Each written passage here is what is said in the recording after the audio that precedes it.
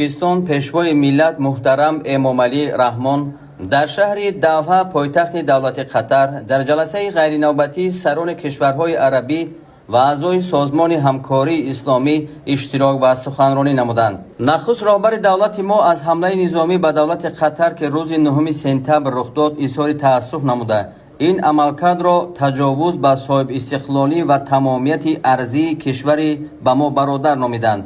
ما بار دیگر این عمل تجاوزکارانه را که پایمالکنی دغلانه و آشکارای حقوق بین المللی و اصولهای بنیادی آیین‌نامه سازمان ملل متحد می باشد قاطعانه محکوم میکنیم. ابراز داشتند پرزیدنت کشور ما محترم امامعلی رحمان.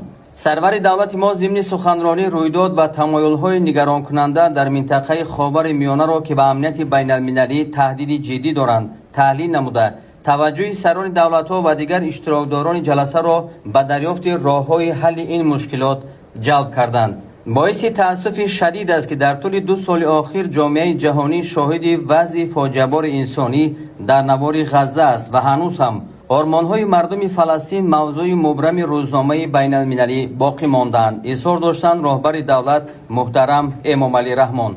تأکید گردید که همه گونه عملکردهای خشونت‌آمیز در منطقه امروز باعث افزایش تشنج و سرزدن اختلافات نو می‌گردند و آنها به خصوص بر روند مذاکرات و مکالمه جهتی رسیدن به صلح و ثبات پایدار در منطقه مانع ایجاد می‌کنند. محترم امامعلی رحمان در شرایط مرکب و پیچیده گیوسیاسی منطقه و جهان تحکیم همبستگی بیش از پیش امت مسلمان را ضرور شمردند. گفته شد که بدون همکاری ثمره‌بخش و سودمند جانب‌ها در ساحه‌های تجارت و اقتصاد، سرمایه‌گذاری و فناوری‌های پیشرفته دستیابی به هدف‌های عالی سازمان غیر امکان است.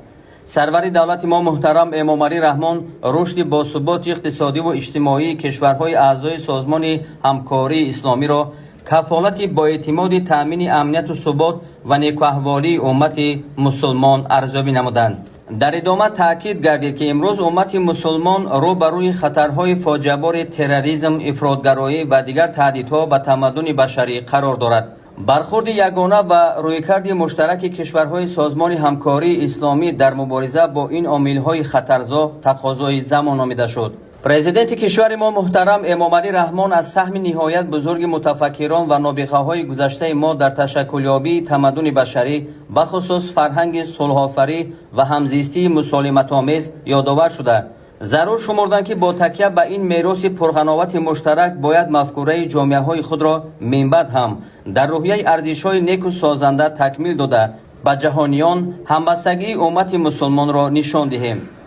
در فراورد سخن پرزیدنت جمهوری تاجیکستان پیشوای ملت محترم امامعلی رحمان اظهار امید نمودند که جلسه امروزه ما به تقویت اتحاد و همبستگی در مقابل خوف و خطرهای زمان معاصر و پیشگیری از همه گونه پایمالسازی قانون‌های پذیرفته شده بین المللی تأثیرگذار خواهد بود.